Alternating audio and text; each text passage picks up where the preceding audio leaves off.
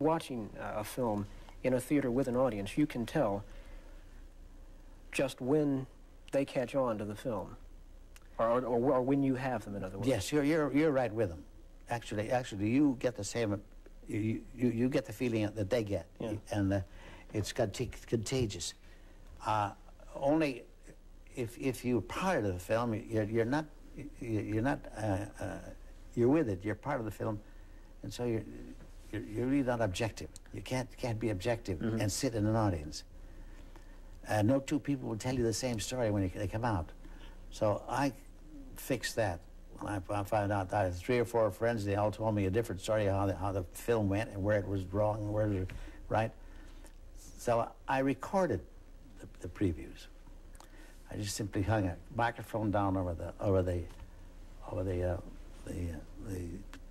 upper stage and hung it over the audience, and recorded the film and the reactions of the audience, and then ran it next day in the quiet of an office, and you could hear exactly what happened.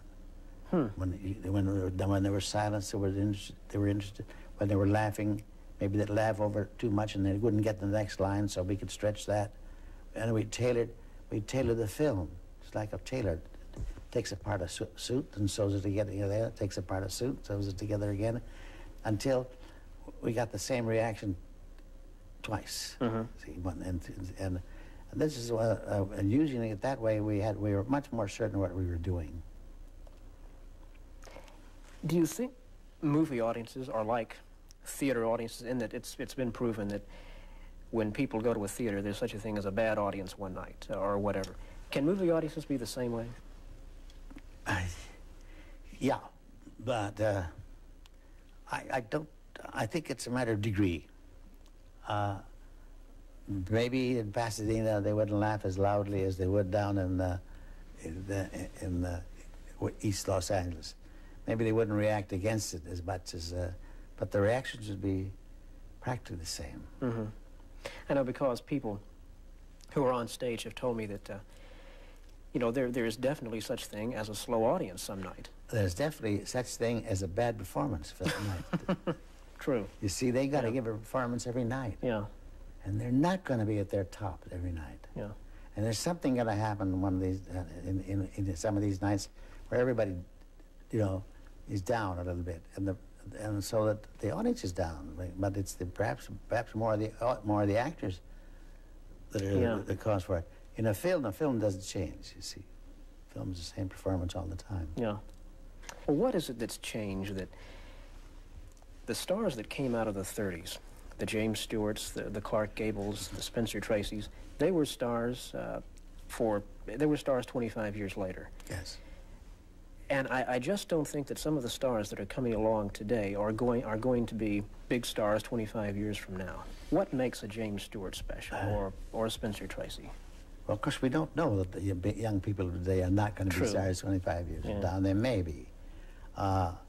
It's of course, the longer they last, the more their reputation and the bigger the star they are. And you got a person like Duke Wayne, who is not a great actor, but he's a great star. Yeah. And trying to analyze what makes a star, it drives you crazy. It's just something that makes them different from. It's a leadership quality of some kind. It's a charismatic quality. It's a quality that attracts rather than repels. Hitler was a star. You see, you can make stars out of anybody. One thing I know we don't have today, though, that goodness knows there were so many of in the 30s and 40s, were the great character players, the Thomas Mitchells, the Ward Bonds, the Beulah Bondys. Where are they? They're around, Jim. They're around. We have great actors around. We have no great parts for them. But actors are really, we have a lot of fine actors, and you will see some person that you've known for a long time suddenly give a great performance. That's because they got a great part. And they all need They all need material. They're there. You give them what you get something to do. They're there. Mm-hmm. We have more fine actors than anything else. We don't have what we don't have. What is writers? Writers is a great lack. Writers is the great lack of everything. Just think of the words that are written every day in the United States. Somebody's got to write them. Yeah. And writers, certainly for the stage and for television. A man who wrote a play in the 30s and 40s, he may spend 2, 3, 4 years writing that play. Then that play would be tried out in small towns, and it'd come back and they'd rewritten, and then try it out again and take it to another little town, try it out, rewrite it. All kinds of stuff done with that. Then they'd bring the show in New York, and it would still fail. Mm-hmm. But they tried everything, see? Well, now writers are given a 2-hour show on television, and they got to do it right in 3 weeks. So you cannot expect quality from that kind of quickness. Yeah. I guess in any film, ideally, you should start with a great script, and then make sure that that script is executed very well by the director, by the stars, by everybody. Is it possible, though, to take a less than good script and do it so brilliantly as a director that you end up with a good film? In other words, can you take a bad script and make a good film out of it? Well, first of all, it's very difficult to say what's a bad script and what's a good script. Yeah. Again, you're in a, we couldn't sell It Happened One Night to any girl to play. They all thought it was nothing. Mm-hmm. Light comedies read like nothing. It didn't have no whores, it didn't have no murders, you see, and it doesn't read like much. And they'd read the script of It Happened One Night and turn it down. Kept turning it down. We had a terrible time casting it. And we finally had to make the picture because Mr.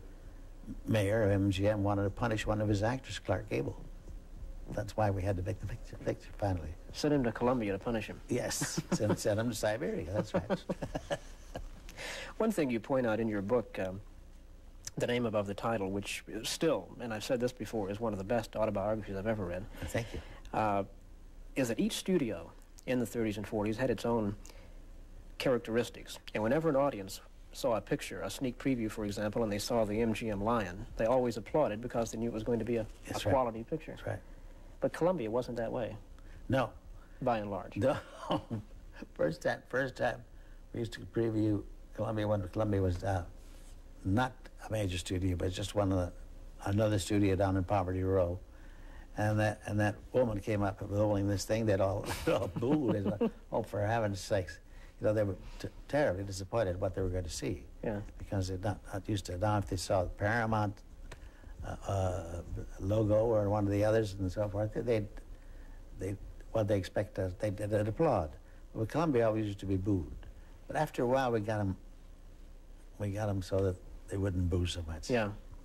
Almost, and I'll say this because you might not, almost single-handedly you did that, because your pictures at Columbia in the 30s, I guess, in many ways saved the studio. Well, we had a different way of making a picture there. I had a theory about making pictures. I know I graduated from Caltech. I have to have theories about something, you know.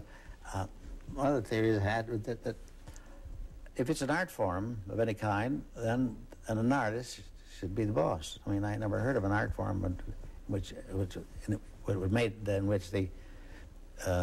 art was made by a committee. Mm-hmm.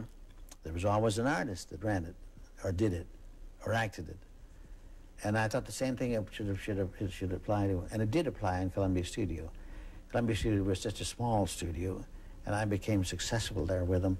So I was a very big shot in a very small pond, and so I could call those shots. And I demanded that title, name above the title, that one man, one film idea.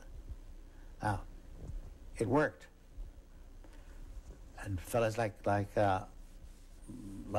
Hawks and Ford and Stevens and McCary used to ask me, "How you doing down there?" And I said, "Oh, come on down. It's a great place to work. Great place to work. The director's the boss, everything." And they did come down one at a time, and finally they all came down to Columbia and all made fine shows. They were given the one man, one film idea. Couldn't happen at MGM. There, the department heads ran everything, and it was not a one-man show. It was a completely, almost like one of those. They make automobiles. What do you call that? Assembly line. Assembly line and stuff. Yeah, yeah, because I guess if Cedric Gibbons at MGM wanted a set a certain way, he got his set that way, and the director had very little to say about it. That's right. Had nothing to say about it. That's right. We only have a couple of minutes left, and I've got to ask you something about my favorite film, and I know you said that it's the favorite film of those you've made. It's also James Stewart's favorite film of those he's made. It's A Wonderful Life. What makes this film special for you?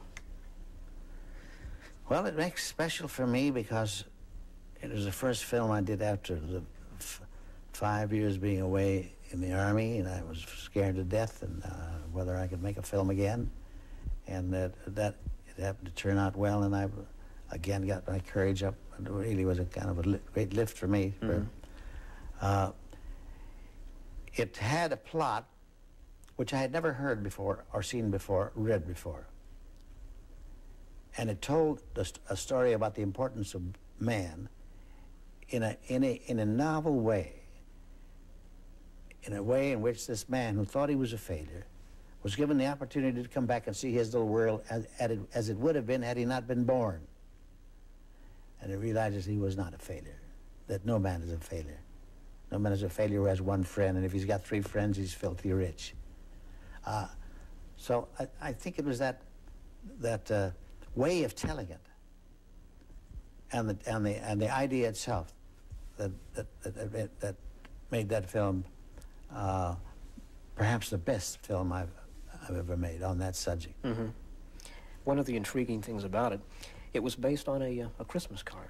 Based on a Christmas card. The whole story, actually the whole central idea of this man who was allowed to see how his little world would have been had he not been born was in this 9 paragraphs of the little man who wrote this little Christmas greetings to his friends, and he put a little holly and he put a little red ribbon on it and sent it to his Christmas. And he sold this Christmas message to RKO for $50,000.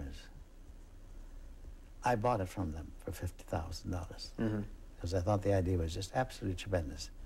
Then we wrote a script from that.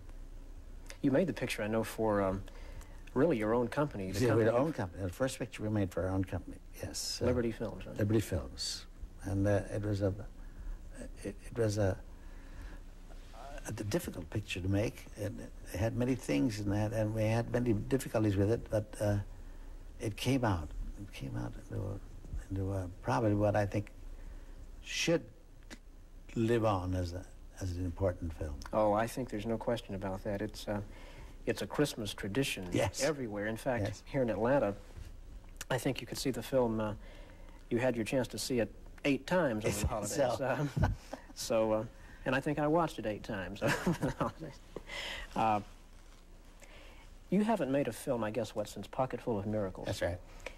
Has the situation, is it easier for young directors coming along today to make films than when you came along? Must be, because boy, these punk kids come along, they're they're under 30 and come out and make great big blockbusters in their first, second, or third try.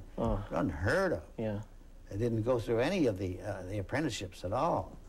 And of course, I think one of the reasons of that is that the equipment is so beautifully miniaturized, and they can't make a mistake. Yeah. They don't have to know anything about the equipment. The equipment almost works itself. Yeah. And that's a great help, because we had to actually know all about the lenses and all this stuff we had to know.